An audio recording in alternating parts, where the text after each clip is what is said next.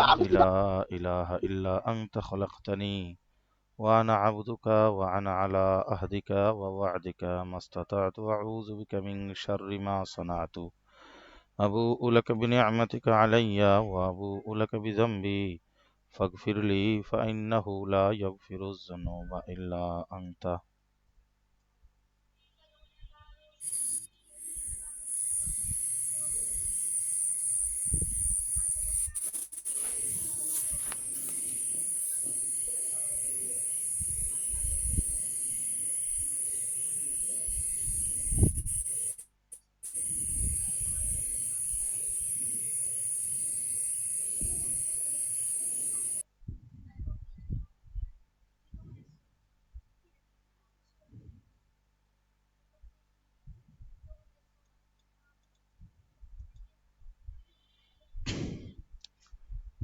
সবার দেরি হচ্ছে কেন আসতে?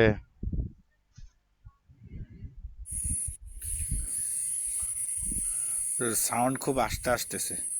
তাই ঠিক জি। আছে,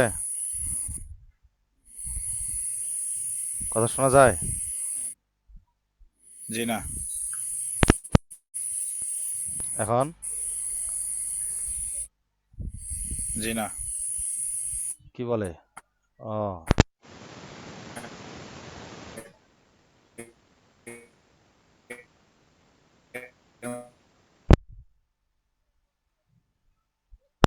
আসলে এখনো কানেকশনই হয় না। হ্যাঁ, এখন শোনা যাচ্ছে না?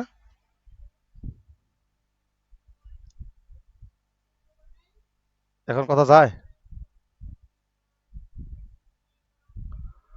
এখন কথা কি শোনা যাচ্ছে?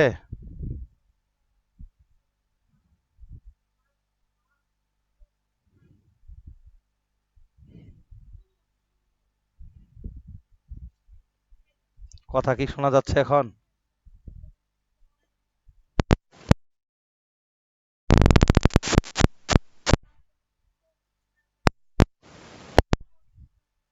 কথা শোনা যায়? জিহাদ, কথা শোনা যায়?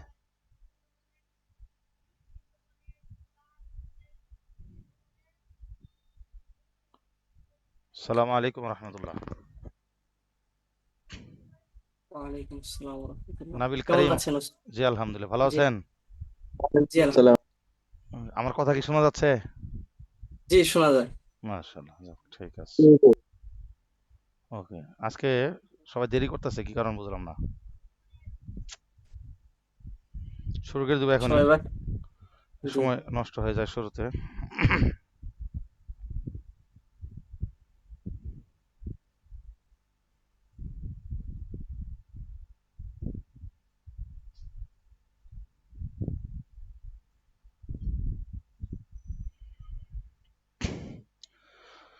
আস্তাগফিরুল্লাহ আস্তাগফিরুল্লাহ আস্তাগফিরুল্লাহ। আমরা গত ক্লাসে আলোচনা করে আসছিলাম আল ফাতোয়া ফি আহাদিত তাবিঈন, তাবিঈনদের জমানায় ফতোয়া দেওয়ার পদ্ধতি এবং কিভাবে দিয়েছেন, কতটুকু দিয়েছেন, কতটুকু দেননি, কোন পরিবেশে দিতেন, কোন পরিবেশে দিতেন না, এই সংক্রান্ত আলোচনা আজকে শুরু হবে আর কি। তো চলুন, ফতোয়া ফি আহাদিত তাবিঈন, তাবিঈনদের যুগে ফতোয়া দেওয়ার পদ্ধতি কি ছিল। ওইদিকে ঘুরে, আস্তে আস্তে করো, ওইদিকে ঘুরে। আচ্ছা, তো আমরা দেখতে পাচ্ছি কানাল মারজিউ ফিল ফাতাওয়া বাদা সাহাবাতি ইলা কিবারি তাবিঈন, অর্থাৎ সাহাবাজমেনের পরে বড় বড় তাবিঈন যারা ছিল তাদের দিকেই সাধারণত ফতোয়ার জন্য মানুষ যাইতো। কানাল মারজে মানে কি বলে এটাকে, যে আশ্রয়স্থল। ফতোয়ার ক্ষেত্রে মানুষ ফতোয়া নিতে যাইতো কাদের কাছে? বাদাস সাহাবাদি, সাহাবা যুগের পরে ইলা কিবারি তাবিঈন, বড় বড় তাবিঈনদের কাছে যাইতেন। ওয়াকানু মুনতাশিরিনা ফিল বিলাদ, তারা বিভিন্ন শহরে ছড়িয়ে ছিটিয়ে ছিলেন তাবিনগণ। আল্লাতি আমারাহাল মুসলিমুনা ফি ফুতুহাতিহিম, আমারা ইয়ামুর মানে চাষ করা, আবাদ করা। যেই অঞ্চলগুলো মুসলমানরা তাদের বিজয়ের পরে চাষ করেছেন, ওই অঞ্চলগুলোতেই সাহাবায়ে কেরাম বিভিন্ন জায়গায় জায়গায় ছড়িয়ে পড়েছিলেন।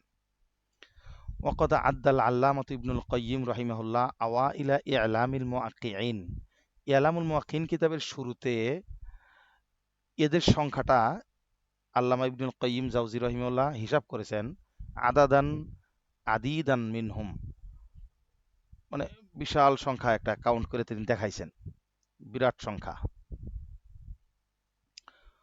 অনেক এই তাবিইনদের, কিবারে তাবিইনদের বিরাট একটা অংশ ফতোয়া প্রদান করতেন, বা তাদের মধ্যেও ফতোয়া প্রদানে কেউ অভ্যস্ত ছিলেন, কেউ প্রদান করতেন দুই একটা, কেউ করেছেন কেউ করেন নাই।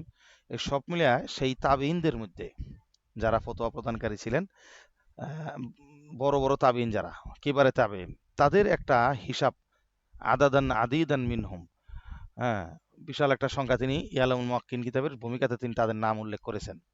কামা আন্না কাসীরাম মিনাল হুফফাজ আল্লাফু ফি তাবাকাতিহিম আজজাআন ওয়া মুজাল্লাদাতিন। যেমন কামা আন্না কাসীরাম মিনাল হুফফাজ, অনেক হাফিজে হাদিস, কাসীরাম মিনাল হুফফাজ অনেক হাফিজে হাদিস রয়েছেন যারা আল্লাফু ফি তাবাকাতিহিম, উল্লিফু হবে উল্লিফু ফি তবাকাতিহিম, যাদের তবাকাত, যাদের তারাজিম সম্পর্কে কিতাব লেখা হয়ে গেছে, আজজাআন অনেক খণ্ডের, ও মুজাল্লাদাতিন অনেক জিলদের, বহু খণ্ডের বহু জিলদের কিতাব তাদের সম্পর্কে রচিত হয়ে গেছে। এরকম বড় বড় হুফাজ হাফিজা হাদিস ছিলেন। ওয়াকাদ ইনকাসামা ফুকাহা উত্তাবিঈন আলা কিসমাইন। এখানকার কি বিষয়টা বোঝাতে চাচ্ছে এখনো পরিষ্কার হয়ে ওঠেনি আপনাদের কাছে। বোঝাতে চাচ্ছে যেটা, সাহাবা আজমাইনের পরে তাবিনরাই মূলত, এদের মধ্যে বড় বড় তাবিন যারা ছিলেন তাদের কাছেই মানুষ ফতোয়া জিজ্ঞাসা করার জন্য যেতেন। আর এদের সংখ্যাটা কত ছিল? ইয়ালামুল মুওয়াক্কিন কিতাবের শুরুতে আদাদান আদিদান, বিরাট একটা সংখ্যা তারা লেখা রাখছেন। আর তাদের মধ্যে কিছু ছিলেন বড় বড় হাফিজা হাদিস, অর্থাৎ তাবিনদের মধ্যেই অনেকে ছিলেন হাফিজা হাদিস, অনেক লক্ষ লক্ষ হাদিস তারা জানতেন তাবিনদের ভিতরে, বড় বড় তাবিনদের মধ্যেও। এদের মধ্যে কেউ ছিলেন মুহাদ্দিস প্লাস ফকিহ, ফকিহ প্লাস মুহাদ্দিস, আবার কেউ ছিলেন শুধুই মুহাদ্দিস, ফকিহ ছিলেন না। তারা মাসলা মাসাইল নিয়ে তেমন একটা নিজেদের চিন্তা মেহনত ফিকির করতেন না।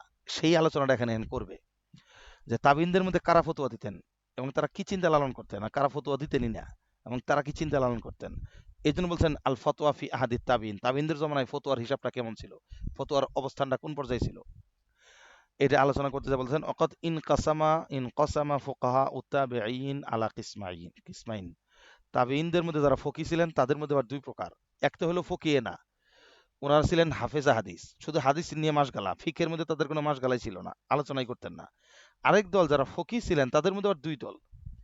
এদের একটা শ্রেণী হলো কিরকম, চলেন এদের সম্পর্কে আলোচনা করি। আল কিসমুল আওয়াল, প্রথম কিসিম, কিসমুল আওয়াল প্রথম ফরিক, মান কানা মুআজামা ইশতিগালিহি রিওয়ায়াতুল হাদিস। প্রথম কিসিম যারা, তাদের বৃহৎ সংখ্যক এরকম, বিরাট সংখ্যক পরিমাণ তাদের সংখ্যাটা এরকম, যারা শুধুমাত্র কানা মুআজামা ইশতিগালিহি, তাদের প্রধান ব্যস্ততা ছিল, মুআজামা ইশতিগালিহি তাদের প্রধান সুগল ছিল, ব্যস্ততা ছিল রিওয়ায়াতুল হাদিস। কানা মুআজামু ইশতিগালিহি রিওয়ায়াতাল হাদিসি, অথবা মুআজামা ইশতিগালিহি রিওয়ায়াতুল হাদিসি, যে কোনো একটাকে নসব মারফু বানাইতে হবে। অর্থাৎ হাদিস শাস্ত্র নিয়ে চর্চা করাটাই ছিল তাদের প্রধান ব্যস্ততা। ওয়ালা ইয়াতাকাল্লামু ফিল ফিকহ, তারা ফিক নিয়ে কোনো কথাই বলতেন না, ইল্লা বিমা কানা সরিহান ফিল কিতাবি ওয়াস সুন্নাহ, তবে ওইটুকু বলতেন কোরআন সুন্নাতে যেটুকু স্পষ্ট ফতোয়া দেওয়া আছে ওর বাইরে তারা কোনো কথা কইতেন না। ওয়ালাম ইয়াকুন ইয়াসরিফ হাম্মাহু ইলা ইস্তিমবাতিল মাসাইলিল জুজইয়্যাহ আল্লাতী লাম তাকা বাদু। এই কথাটা ভালো করে বুঝতে হবে। এখন যে লাইনটা পড়ছি, এখন যে আবার একটু পড়েছি, এটা খুব ভালো করে বুঝতে হবে, মনোযোগ সহকারে ধরেন। এটাই হলো দুই ফরিক ফোকায়ে কেরামের, তাবিইনদের মধ্যে যারা ফকি ছিলেন তাদের মধ্যে দুই ফরিকের মূল মানে হাদাফ বা তাদের টার্গেট, তাদের মাকসাদ, তাদের মধ্যে ব্যক্তিগত যে আদর্শিক একটা ভিন্নতা, এই আদর্শিক ভিন্নতা দুই ফরিকের মধ্যে এই জায়গাটা এসে। তাবিনদের মধ্যে কেউ শুধু হাদিস নিয়ে মাসগালা ছিল, তারা ফিক নিয়ে কিছুই বলতেন না, কেবল বলতেন কোরআন সুন্নাতে সুস্পষ্ট যে জাহিরি মাসলা আছে ওর বাইরে কিছুই বলতেন না। ওয়ালাম ইয়াকুন ইয়াসরিফ হাম্মাহু, তারা তাদের ইচ্ছা শক্তিকে, চিন্তা গবেষণাকে প্রয়োগ করতেন না, ইলা ইস্তেমবাতিল মাসাইলিল জুজিয়া, কোন জুজি শাখাগত মাসলা বের করার ক্ষেত্রে, আল্লাতি লাম তাকা বাদু, ওই শাখাগত মাসলা, যেই শাখাগত মাসলা এখনো দুনিয়াতে অস্তিত্ব আসে নাই, এরকম খুচরা মাসলা নিয়ে আলোচনা করা তাদের কোনো ব্যস্ততা ছিল না, আগ্রহ ছিল না। তারা এরকম জুজি শাখাগত মাসলা, যেটা দুনিয়াতে এখনো অস্তিত্বেই আসে নাই, এরকম শাখাগত মাসলা নিয়ে তারা কোনোদিন আলোচনা করতেন না, তাদের চিন্তা ভাবনা ছিল না, গবেষণা ছিল না। ওকানা জাহালিকা মিন আজলি, এটা কেন ছিল? আন্না মুআজামাহুম কানু ইয়াকরাহুনাল খাউজা ফিল রায়ি ওয়াল কিয়াসি, কেননা তাবিনদের বিরাট একটা দল, তারা রায় এবং কিয়াস নিজেদের চিন্তা গবেষণা অনুযায়ী মাসলা বের করারটাকে অপছন্দনীয় মনে করতেন। যে তারা মানে রায় দেওয়াটা, হাদিস কোরআনের বাহিরে নতুন মাসালার ব্যাপারে কোনো সিদ্ধান্ত দেওয়াটা তারা পছন্দ করতেন না। তারা কিয়াসটাকেও পছন্দ করতেন না। এইটা ছিল এই দল প্রথম ফরিক তাবিনদের পরিচয়। যারা হাদিস নিয়ে মাসগালা ছিল, কোনো ফিক নিয়ে তাদের মাসগালা ছিল না। ফিকের ওই ক্ষেত্রে তারা যে একটা মাসালা বলতেন, যে মাসালা সরাসরি কোরআন সুন্নায় আছে, জাহিরিভাবে আছে ক্লিয়ারলি, ভিতরে গবেষণা করে কোনো শাখা মাসালা তারা বের করতেন না, পছন্দও করতেন না। এখন প্রশ্ন হলো, তারা তাহলে কি করতেন? ওই দেখো, ওয়াইয়াহাবুন আল ফুতিয়া, তারা ফতোয়া প্রদানটাকে ভয়ের সাথে নিতেন। ওয়াল ইস্তেমবাত, এবং গবেষণাটাকে, ফতোয়া প্রদান এবং চিন্তা গবেষণা করে নতুন মাসলা বের করাটাকে তারা ভয়ের সাথে নিতেন।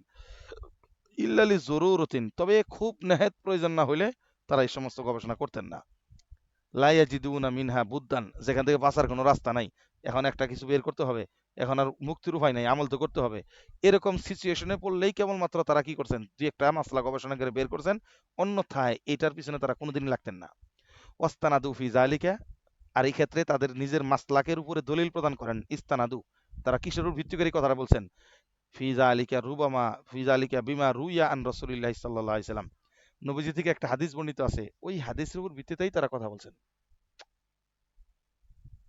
তা আমি ওইদিকে ঘুরে, ওইদিকে মুখ করে, ওইদিকে উল্টা দিকে, পুরো ওইদিকে, আরে কোনো আওয়াজ করবো না, আস্তে আস্তে পড়বা। হুম, আচ্ছা। তো এই ক্ষেত্রে তারা তাদের নিজেদের মাসলাকের পক্ষে তারা যেই ধরনের চিন্তা ভাবনা লালন করেন, কোনো চিন্তা গবেষণা করেন না, শুধু হাদিসের মাসগালায় থাকেন, নেহাত সহি সরিহ কোরআন শরীফের এবং হাদিসের মধ্যে থেকে যে স্পষ্ট মাসলা বেরিয়ে আসে, ওগুলোই শুধু তারা প্রদান করেন আওয়ামকে, নতুন কোনো জুজি মাসলা বের করেন না। এটার পক্ষে তাদের দলিল কি? দলিল দিয়েছেন বিমা রুবিয়া আন রাসূলিল্লাহি সাল্লাল্লাহু আলাইহি সাল্লাম, যে নবীজি থেকে বর্ণিত আছে আন্নাহু আবা কাসরাতা সোয়াল, নবীজির এই এই হাদিসটা তাদেরকে বারণ করছে। সেটা কোনটা? যে কাসরাতে সোয়াল নবীজি অপছন্দ করছেন, অর্থাৎ অধিক প্রশ্ন করাটা। আন্নাহু আবা, নবীজি সাল্লাল্লাহু আলাইহি সাল্লাম অপছন্দনীয় করতেন, অপছন্দ করতেন, দোষ মনে করতেন কাসরাতা সোয়াল, অধিক সোয়াল করাটাকে। এই যে কাসরতের সোয়াল জিনিসটাকে অপছন্দ করছেন নবীজি, এটার ব্যাপারে একটু কথা আছে, আবার ব্যাখ্যা আছে। কোন ধরনের সোয়ালকে তিনি অপছন্দ করছেন? তারা তো এটা দলিল দিয়ে চলে যাবেন যে নবীজি কাসরাতে সোয়াল অপছন্দ করছেন, আর এই জুজি মাসালাগুলো হলো কাসরাতে সোয়াল আবিষ্কার কইরা তার জবাব বের করতে যায়, তো জুজি মাসালা বের হয়। যদি এমনটা হয়, যদি এমনটা হয়, যদি এই ঘটে, তাহলে কি জবাব? সাধারণত ফিকি মাসালার যে কিতাবগুলো লেখছে, ফিকে মুজাররদের কিতাবগুলো লেখছেন বা জুজি মাসালা বের করে গেছেন যে ফোকায়ে কেরাম, কেমনে বের করছে? সকল মাসালা কি তাদের জমানায় ঘটছিল? সব সমস্যা কি তাদের জমানায় সৃষ্টি হয়েছিল? সৃষ্ট হয় নাই, এমন মাসালার সমাধানও তারা দিয়ে গেছেন। এইটাই এই প্রথম ফরিক পছন্দ করেন নাই। কথা কি বুঝতেছেন?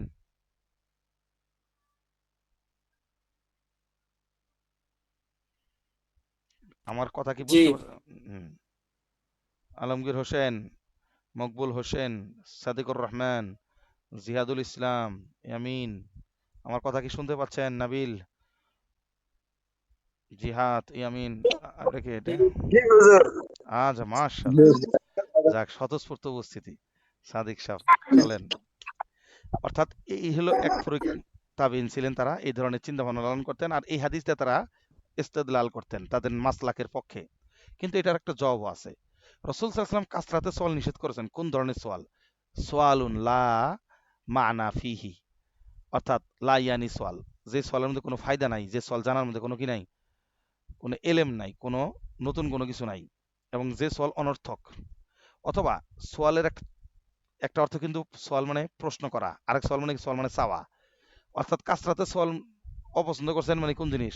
বেশি তলব করাকে, কোন জিনিস দুনিয়াবি কোনো আহওয়াল বারবার নবীজির কাছে উপস্থাপন করা, আর নিজের হাজত বোঝানো, তার মানে ইশারাতে কোনো কিছু চাওয়া, এই জিনিসও অপছন্দ করছেন। এটাও ব্যাখ্যার মধ্যে আছে।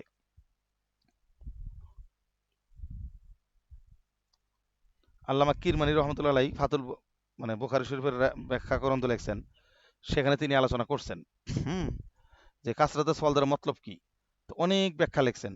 তার মানে একবারে অন্ধের মতো এক ব্যাখ্যা, খালি বেশি বেশি প্রশ্ন করা আর বেশি এইসব জুজি মাসলা উত্তর দেওয়া, এটাই মতলব না এখানে, যেটা আমাদের প্রথম ফরিক তাবিনগণ গ্রহণ করেছেন। চলেন এবার, কিসমুসানি দ্বিতীয় প্রকার ফরিক কারা? মান নাসাবা, আচ্ছা, দ্বিতীয় প্রকার ফরিক দেখেন যে মান নাসাবা নাফসাহু লিল ফিকহি ওয়াল ফাতওয়া। দ্বিতীয় প্রকার ফরিক তারা যারা নিজেদেরকে ফিক ফতোয়ার জন্য নিজেদেরকে প্রস্তুত রেখেছিলেন, নিজেদেরকে নিয়োজিত করেছিলেন এই দায়িত্বে ফিক ফতোয়া প্রদানের জন্য। মানে এরাও তাবিন, ওই প্রথম ফরিকের তাবিনের দলের সমসাময়িকী, কিন্তু তারা হলো প্রথম ফরিক সম্পূর্ণ ভিন্ন। তারা হাদিস নিয়ে বেশি মাসগালা ছিল, তারা ফিক ফতোয়া নিয়ে বেশি একটা চিন্তা ভাবনা করতো না। আর এই ফরিকটা হলো এরা ফিক ফতোয়া নিয়েই তাদের মাসগালা ছিল, নিজেদেরকে দাঁড় করাছিলেন ওই জায়গাটাতে। ফালাম ইয়াক্তাসির আলা রিওয়ায়াতিল আহাদিস ওয়াল আসার, তাই তারা হাদিস এবং আসার এগুলোর উপরে বর্ণনা করার মধ্যে শুধু সীমাবদ্ধ থাকেন নাই। এজন্য ওই জামানার যারা ফকি তাবিন ছিলেন তাদের হাদিসের কিতাব আছে, ফিকের কিতাব আছে, কিন্তু শুধু হাদিসের কিতাব লিখে তারা কিতাব নাই, ক্ষান্ত থাকে নাই, সীমাবদ্ধ থাকে নাই। বাল ইজতিহাদা ফি জামিইল মাসাইলি, বরং তারা বিভিন্ন মাসালাকে জমা করার ক্ষেত্রে ইজতিহাদ করেছেন। ও তাফরিইল জুজিয়াত, জুজিয়াত শাখাগত মাসালা বের করে সেগুলোর জবাব দেওয়ার জন্য চেষ্টা করেছেন। এই দায়িত্বে তারা নিয়োজিত ছিলেন। হাত্তা কানা লাহু ফি কুল্লি বাবিন মিনাল ফিক ফাতওয়া, এমনকি এই সমস্ত ফকি তাবিন যারা ছিলেন প্রত্যেকটা ফিকের প্রত্যেকটা অধ্যায়ে তাদের কি আছে, গবেষণামূলক মাসালা রয়েছে। ওয়ামিনহুম মান দাওয়ানা ফিকহাহু ফি কিতাবিন, এদের মধ্যে তো কেউ কেউ তার এক একটা কিতাবের মধ্যে নিজেদের ফিক আবিষ্কার করেছেন, উদ্ভাবন করে রেখে গেছেন। মিসলুল শাবি মাখুল, এদের নিজস্ব ফিক নিজস্ব কিতাবের মধ্যে তারা লিখে গেছেন। এরাও তাবিন, বড় পর্যায়ের তাবিন তারা। এই পর্যায়ের তাবিন সংখ্যাই বেশি যারা ফিক ফতোয়ার মধ্যে নিজেদেরকে দায়িত্ব নিযুক্ত করেছিলেন, নিজেরা ফিক ফতোয়া চর্চা করতেন, জুজি মাসলা বের করতেন। এই কিসিমের ফকি ছিলেন বেশি। তাহলে এতক্ষণ আলোচনার খোলাসা কি বের হইলো? খোলাসা বের হইলো তাবিনদের দুইটা দল। কেউ আছেন শুধু হাদিস নিয়ে চর্চা করছেন, ফিক ফতোয়া নিয়ে শাখাগত মাসলা আলোচনা করতে চান নাই, তাদের কাছে দলিল ছিল এই কারণে, অর্থাৎ তাদের এই মাসলাকের পক্ষের যুক্তি আছে, দলিলও আছে। দ্বিতীয় ফরিক যারা তাবিন, তাদের মাসলাক হলো তারা ফিক ফতোয়া চর্চা করেছেন, হাদিসের কিতাব লেখার মধ্যে হাদিস বর্ণনা করার মধ্যে সীমাবদ্ধ থাকেন নাই, বরং তারা ফিক ফতোয়া চর্চা করেছেন, জুজি বিষয়ে লিখেছেন, এবং বিভিন্ন অধ্যায়ে ফতোয়ার ফিকের বিভিন্ন অধ্যায়ে তাদের নিজস্ব গবেষণামূলক কি আছে, মাসালা বের করা আছে। এবং কেউ কেউ তো নিজস্ব মাসলাক আর মাযহাবকে তারা নিজস্ব কিতাবের মধ্যে সংকলনও করে গেছেন, যেমন ইমাম শাহাবি, ইমাম মাকহুল। এইটুকু হলো এতক্ষণের আলোচনার খোলাসা। এবার চলেন আল ফুকাহা উল্লাযিনা মানাউ আনিল ইফতা ফিমা লাম ইয়াকা। ওই যে প্রথম ফরিক, যে ফরিক ফকিহ, তারা ফকিহ ঠিক, মুহাদ্দিসও, কিন্তু তারা মানাউ মিনাল ইফতা ফিমা লাম ইয়াকা, যেই মাসালার অস্তিত্ব দুনিয়াতে এখনো আসে নাই এমন মাসালার ব্যাপারে ফতোয়া দিতে নিষেধ করেছেন। অর্থাৎ এমন মাসালা, শাখাগত মাসালা আলোচনা করতে নিষেধ করেছেন। এটা হলো প্রথম ফরিক। আম্মাল কিসমুল আউয়াল, প্রথম কিসিম, ফাকাদ যাহাবা ইলা আন্নাল মুফতিয়া আউল ফকিহা ইয়ামবাগি আন ইয়াকতাসিরা আলাল মাসাইলিল ওয়াকিয়াতিল হাকিকিয়া। এই ফরিক হলো ওই সমস্ত মুফতি এবং ফকি, তাদের মাযহাব হলো এটা যে ইয়ামবাগি আন ইয়াকতাসিরা আলাল মাসাইলিল ওয়াকিয়াতিল হাকিকিয়া, যেই মাসালাগুলো পৃথিবীতে সংঘটিত হয়েছে, যে মাসালাগুলোর অস্তিত্ব দুনিয়াতে সম্মুখীন হয়েছে, কেউ আসছে, কেবল সেগুলোর সমাধান দেওয়ার মধ্যে ক্ষান্ত থাকা। আল্লাতি উরিজাত আলাইহি মিন আহাদিন মিম্মান উবতুলিয়া বিতিলকাল মাসাইল, যেই সমস্যাটা উরিজাত পতিত হয়েছে আলাইহি মিন আহাদিম মিম্মান উবতুলিয়া বিতিলকাল মাসাইল, ওই মাসালাগুলোতে যে ব্যক্তি নিপতিত হয়েছে, লিপ্ত হয়েছে, যে মাসালায় ওই সমস্যায় পতিত হয়েছে, এমন কেউ পতিত হওয়ার কারণে ওই সমস্যার আলোচনাটা তার কাছে আনছে, ওই ফকির কাছে, কেবলমাত্র সেই ক্ষেত্রেই তাকে ওই সমস্যার সমাধান দেওয়া উচিত। অন্যথায় ভবিষ্যতে যদি এরকম ঘটে, ভবিষ্যতে যদি এরকম কোনো অবস্থার সৃষ্টি হয়, তাহলে তার সমাধান এরকম। এই ভবিষ্যৎ সম্ভাবনাময় মাসলার ক্ষেত্রে জবাব দিতে তারা নিষেধ করেছেন এবং জবাব দেয়ও নাই। ঠিক আছে, এটা হলো ফরিক, প্রথম ফরিক। আচ্ছা, ও বয়ানি হুকমিল উমুরিল্লাতি লাম তাকা ফেলান, বাস্তবে যে ফেল, বাস্তবে যে সমস্যা এখনো সৃষ্টি হয় নাই, ওই বিষয়গুলোর হুকুম প্রদান করতে তারা নিষেধ করেছেন। ফাইন্নাহু গায়রু মুকাল্লাফিন বিজালিক, কারণ তাদের বক্তব্য হইলো আল্লাহ তো আমাদেরকে এই কাজের জন্য দায়িত্বে নিযুক্ত করে নাই। অর্থাৎ যে জিনিস এখনো গড়েই নাই, যে সমস্যা দুনিয়াতে এখনো আসেই নাই, ওই সমস্যার সমাধান দেওয়ার জন্য আল্লাহ আমাদেরকে এখনো বাধ্য করে নাই। পরে ক্লাস নিতেছি। না, আল্লাহ এই দায়িত্ব আমাদেরকে বাধ্য করে নাই। ঠিক আছে। ওয়ারুব্বামা ইস্তাদাল্লু আন সিহহাতি হাযাল কওল, কখনো কখনো তাদের এই বক্তব্যের সপক্ষে দলিল দেন এই হাদিস দ্বারা। ইস্তাদাল্লু আলা সিহহাতি হাযাল কওল বিল হাদিস। এই যে নব্য সৃষ্ট বিষয় সম্পর্কে যে আল্লাহ আমাদেরকে বাধ্য করে নাই, সুতরাং এটা নিয়ে চিন্তা ভাবনা করার কোনো প্রয়োজন নাই, এই কথাটার সবকে একটা হাদিস দ্বারা তারা দলিল দেন। হাদিসটা হলো এই হাদিসিল মারফু আল মারফি আন আবি সালামাতা ইবনে আব্দুর রহমান মুরসালান। এই সাহাবী থেকে আবু সালামা থেকে একজন তাবিন, তার থেকে মুরসাল রাওয়ায়াত।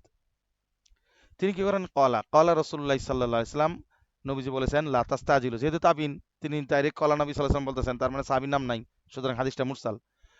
মুরসালান রাওয়ায়াত করেছেন যে কলা নবী সাল্লাল্লাহু আলাইহি ওয়াসাল্লাম লা তাস্তাজিলু বিল বালিয়াহ।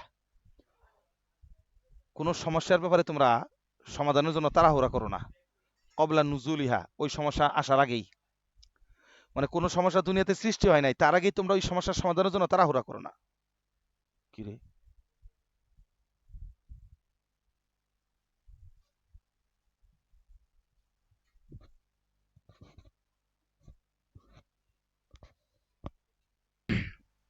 যেখানে ছিলাম আমরা আটকে গেছিলাম হঠাৎ করে, যে প্রথম ফরিক আহ, তারা তাদের মাযহাবের পক্ষে দলিল দিতেছেন রাসূল সাল্লাল্লাহু আলাইহি ওয়াসাল্লামের এই হাদিসটা দিয়ে, লা তাস্তাজিলু বিল বালিয়াতি ক্বাবলা নুজুলিহা।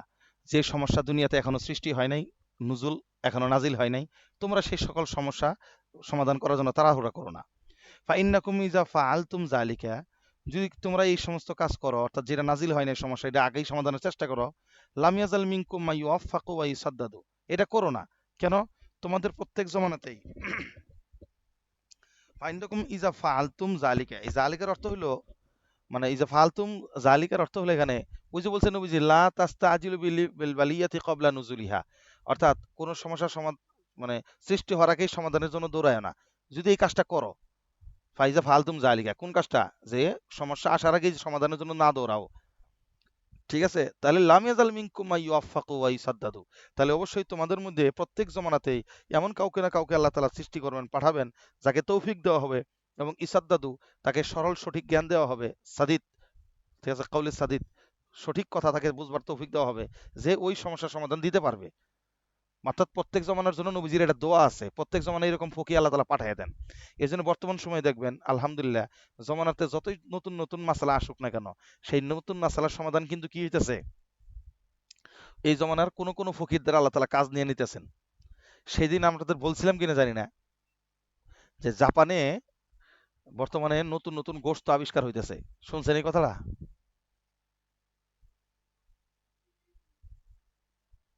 এরকম কথা শুনছেন, জাপানে গোশত আবিষ্কার হইতেছে যে,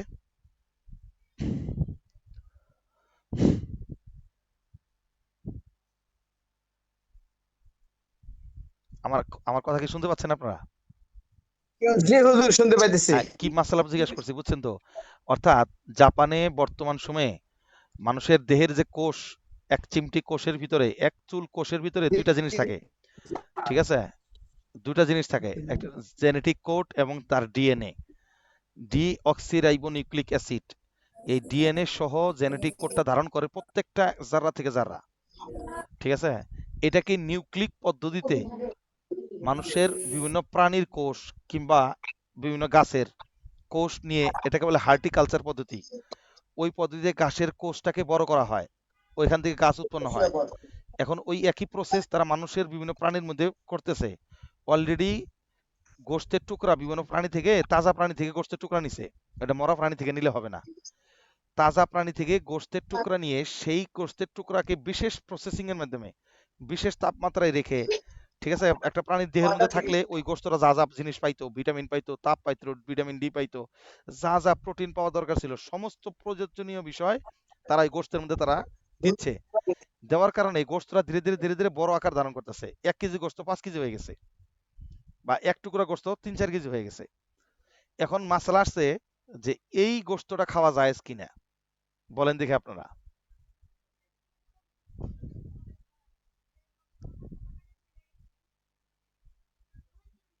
আলোচনা করছিলাম মনে হয়, আপনারা শুনছিলেন কিনা জানি না, বলেন দেখি এটা সমাধান কি হতে পারে?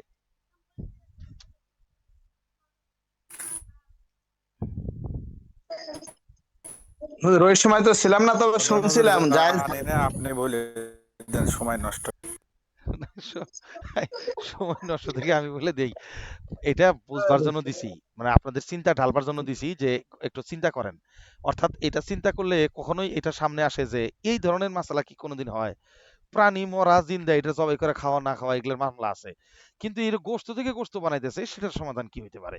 তো এইটার আলোচনা, ওই যে বলছি যে প্রত্যেক জমানে আল্লাহ কাউকে না কাউকে সমাধানের জন্য পাঠায় দেয়, ওই কথাটা বোঝানোর জন্য। এই মাসলা কাল বকাল হাত বহাত তাকে ইসমানী সাহেবের কাছে গেছেন, তো তাকে ইসমানী সাহেব এটা সমাধান দিয়েছেন যে এটা মূলত এখন জেনেটিক ইঞ্জিনিয়ারিং এর একটা কল্যাণ। ওনারা এই ইঞ্জিনিয়ারিং শাস্ত্রটা চর্চা করার কারণে এই ধরনের জিনিস আবিষ্কার করছে। আবিষ্কার ভালো জিনিস, তবে সেই আবিষ্কারের মধ্যে শরীয়তের হুকুম আকাম দেখে নিতে হবে। তো এখন দেখা গেল এই গোশতটা যদিও হচ্ছে উৎপাদিত গোশত প্রাণীর দেহের বাইরে, কিন্তু এটা খাওয়া যায় নাই। কেন যায় নাই?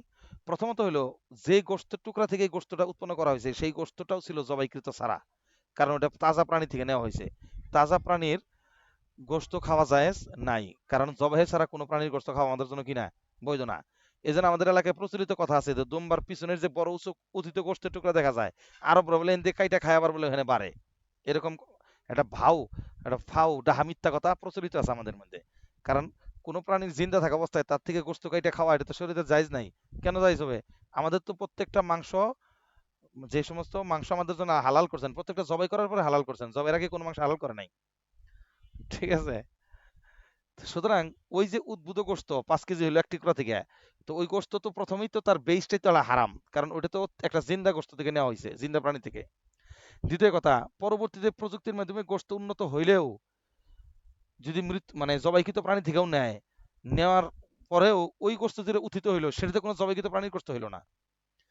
ঠিক আছে? এই জন্য বলছেন যে ওই গোশতটা খাওয়া যাবে না। তো এখন এই যে সমাধানটা, চিন্তায় কিন্তু সহজে কারো আসবে না, সহজে কারো মাথায় আসার কথা না। এটা ওনার কাছে অনেক দেশ ঘুরে ঘুরে ওনার কাছে গেছে এই মাসলা। জাপান থেকে ফতোয়া চাইছে করাচিতে। করাচির ওই মাদ্রাসার সাথে, দারুল উলুমের সাথে আমার একটা হোয়াটসঅ্যাপ কানেকশন আছে একটা গ্রুপের সাথে। প্রতিদিনই আপডেট যে মাসলা ওখান থেকে বের হয় ওগুলো আমি পাই। তো যেহেতু আমার ওখানে অনেক ক্লাসমেটরা ছিল, ওখানে আমার সাথে তারা ওই পেজের সাথে অ্যাড করে দিয়েছেন আমারে। যার কারণে আপডেট মাসালার ভিতরে হঠাৎ করে দেখলাম এই মাসালা একদিন আসছে। এরকম আধুনিক অনেক মাসালা আসে, যেগুলো এই জমানার ফকিরে কি দেন, সমাধান দেন, আল্লাহ তালা তৌফিক দিচ্ছেন। ওই কথাটা এখানে নবীজির হাদিস বোঝা গেল যে হাদিসে ভবিষ্যৎবাণী করে গেছেন, যদি তোমরা নতুন নব্য সৃষ্ট বিষয় নিয়ে গবেষণা না করে কোনো মাসালার সমস্যা আসছে পরে এটার সমাধানের চেষ্টা করতা, এই কাজটা যদি করতে তাহলে টেনশন নাই, নতুন নতুন সমস্যা দুনিয়াতে আসবে, কিন্তু তোমাদের মধ্যে থেকে আল্লাহ কাউকে ইয়াফাকু ওয়া ইউসাদ্দাদু, তাকে আল্লাহ তাআলা তৌফিক দিবেন এবং সঠিক পথে দেওয়ারও তৌফিক দিবেন। ওয়াইন্নাকুম ইন ইস্তাজালতুম, পক্ষান্তরে যদি তোমরা কি করো, তাড়াহুড়া করে ওই নব্য সৃষ্ট মাসালা যেটা আসে না এখনো, কবে ভবিষ্যতে হবে, ওটার সমাধান এখনই দিতে চাও কবলা নুজুলিহা, ওই সমস্যা আসার আগেই, তাহলে তাফাররাকাত বিকুমুস সুবুল হা হুনা ওয়া হা হুনা, তাহলে তোমাদের মধ্যে কেউ যাবে এই দিকে কেউ যাবে ওই দিকে, তোমাদের মধ্যে একাধিক দলে বিভক্ত হয়ে যাবে, রাস্তা পথ পন্থা মত মত একাধিক হয়ে যাবে। ওয়া আশারা আন ইয়ামিনিহি ওয়ান শিমালি, নবীজি যখন এই কথা বলছেন তখন তিনি নিজে তার ডান দিকে একবার দেখেছেন, বাম দিকে একবার দেখেছেন, যে তোমাদের কেউ এইদিকে যাবে কেউ এইদিকে যাবে। অর্থাৎ যেহেতু বিষয়টা নতুন, আসে নাই কারো সামনে, এই জন্য চিন্তা গবেষণা কারো যাবে ডান দিকে কারো যাবে বাম দিকে, তখন মতের শেষ থাকবে না। এই কথাটা বলছেন, এটা হাদিসটা রিওয়ায়াত করেছেন আখরাজাহুল বাইহাকি ফিল মাদখাল। তার বাইহাকি, ইমাম বাইহাকি রাহমাতুল্লাহ তার মাদখাল নামক কিতাবের মধ্যে এটা উল্লেখ করেছেন হাদিসটা। ওয়া আখরাজাহু দারিমি ফি মুকদ্দমাতি সুনানিহি আন ওয়াহাব ইবনে আমরিন আল জুমাহি, একই বিষয়ের একই মর্মের হাদিস ওয়াহাব ইবনে আমর আল জুমাহি তিনিও রিওয়ায়াত করেছেন, যেটা তাকরিজ করেছেন হলো দারিমি রাহমাতুল্লাহ আলাইহি। ক্বালা ক্বালা রাসূলুল্লাহ সাল্লাল্লাহু আলাইহি ওয়াসাল্লাম লা তা'জালু বিল বালিয়াতি ক্বাবলা নুজুলিহা, একই হাদিস। ফাইন্নাকুম ইন লা তা'জালুহা ক্বাবলা নুজুলিহা লা ইয়ানফাকুল মুসলিমুনা ওয়া ফি, কেননা তোমরা যদি এটা তাড়াহুড়া করো না করো, তাড়াহুড়া করা ছেড়ে দাও, তাহলে অবশ্যই মুসলমানরা কোনোদিন লাইয়ান ফাক্কুল মুসলিমুন, মুসলমানরা মাহরুম হবে না, কারণ তাদের কখনোই এমন কোন যুগ যাবে না, ওয়াফিহিম ইজা হুয়া নাজালাত মান ইজা ক্বালা উফফিকা ওয়া সুদ্দিদা, কারণ তাদের মধ্যে অবশ্যই এমন কোন জমানা যাবে না, এমন কোন জমানা আলাদা থাকবে না যে জমানাতে অবশ্যই কোনো না কোনো একটা কি হবে, কোনো ব্যক্তিকে আল্লাহ তাআলা পাঠাবেন, যাকে আল্লাহ তাআলা উফফিকা তৌফিক দান করবেন এবং সুদ্দিদা সঠিক জ্ঞান দান করবেন, যেটার মাধ্যমে এই সমস্যার সমাধান তারা দিতে পারবে।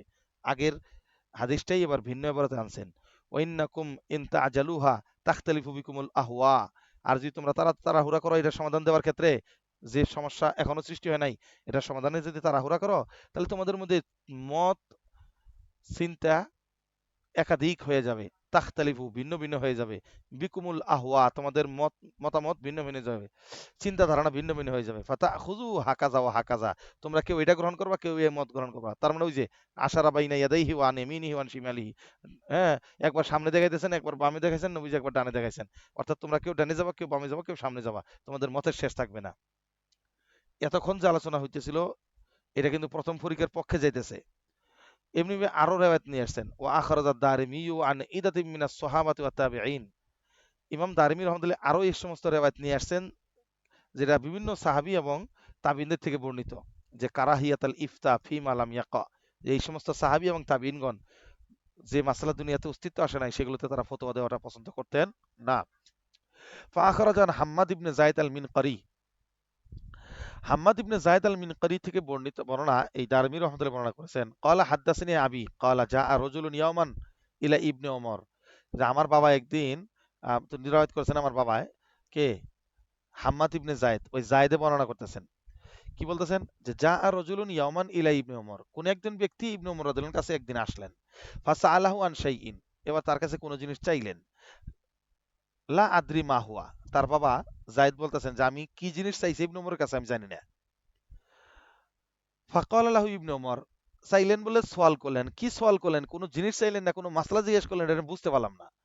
এবার ইবনে ওমর তাকে কি জবাব দিয়েছেন, ইবনে ওমর রাদিয়াল্লাহু আনহু বলছেন লা তাসআল আম্মা লাম ইয়াকুন, যে সমস্যা এখনো সৃষ্টি হয় নাই, যেটার সমাধানও দুনিয়াতে এখনো আসে নাই, যে সমস্যাও এখনো সৃষ্টি হয় নাই, ওই সম্পর্কে তোমরা আমাকে কোনো প্রশ্ন জিজ্ঞাসা করো না।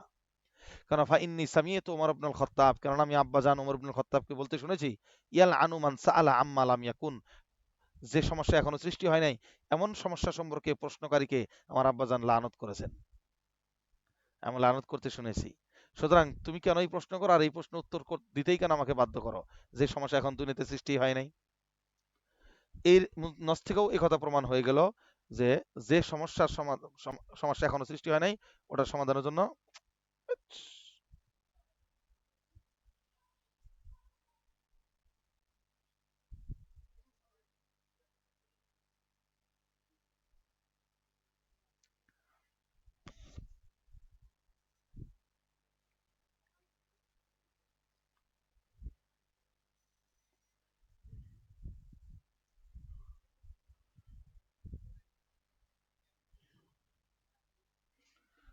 এটাই সমস্যা, মাঝে মাঝে ডিস্টার্বটা দেয়, এটা মেজাজটা খুব খারাপ করে দেয়। বলেন যে এখন ওই কিতাবের আবার ওই পৃষ্ঠায় চলে যাওয়াটা কেমন লাগে।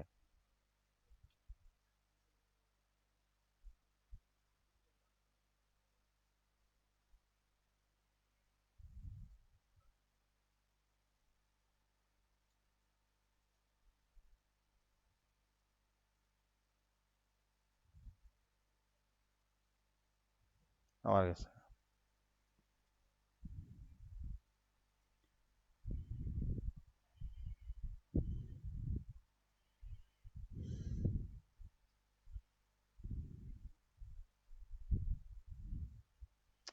আচ্ছা